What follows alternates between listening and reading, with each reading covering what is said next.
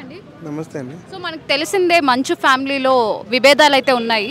ఆ మూవీ రిలీజ్కి అయితే మంచు మనోజ్ గారు వెళ్ళడం జరిగింది. సో దీని మీద మీ ఒపీనియన్ ఏంటి? బేసిక్గా ఎవరో మంచు మనోజ్ తమ్ముడు విష్ణు వాళ్ళ ఖచ్చితంగా వెళ్ళాలి, వాళ్ళ బాధ్యత కూడా ఉంది మేడం. ఎందుకంటే అది మంచు ఫ్యామిలీ కాబట్టి ఖచ్చితంగా వాళ్ళ ఇంట్లో ఉన్నట్టు ఎన్ని వరకు విభేదాలు ఖచ్చితంగా చేయాలి, వాళ్ళు చూడాలి కూడా.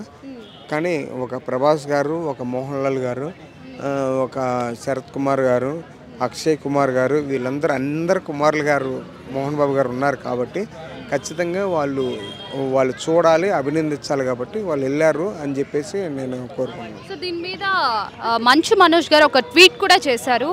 So all the best to the team of Kannappa అని చెప్పేసి వాళ్ళ తండ్రి అయిన మోహన్ బాబుకి అండ్ విష్ణు వాళ్ళ ముగ్గురు పిల్లలకి కూడా ఆయన ఆల్ ది బెస్ట్ చెప్పడం జరిగింది. వాళ్ళ యాక్టింగ్ కూడా చాలా బాగుందని చెప్పేసి ట్వీట్ చేశారు. సో కానీ ఒక టైంలో కన్నప్ప హార్డ్ డ్రైవ్ పోయినప్పుడు మనోజ్ మీద కూడా వీళ్ళు నిందలేశారు, ఈయనే తీసుకెళ్ళుంటారు, ఈయనే ఆ పని చేయించుంటారు అని చెప్పేసి. సో ఇంత నెగిటివిటీ ఉన్నా కూడా ఆయన అంత తగ్గి ఒక ట్వీట్ చేయడం అన్నది ఎంత ఖచ్చితంగా ఇది బేసిక్గా అన్నదమ్ములు మధ్య ఉండేటువంటి ప్రతి కుటుంబంలో కొన్ని సమస్యలు కుటుంబంలో జరిగేటువంటి విషయాలే. కానీ ఇంత దాకా రాకూడదు.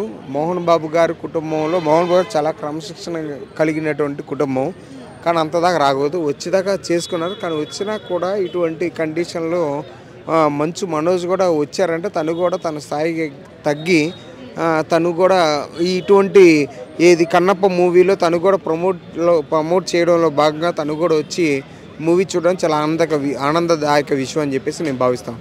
మరి ఆ ట్వీట్లో వాళ్ళ అన్నయ్య మంచు విష్ణుని అయితే ఆయన మెన్షన్ చేయలేదు.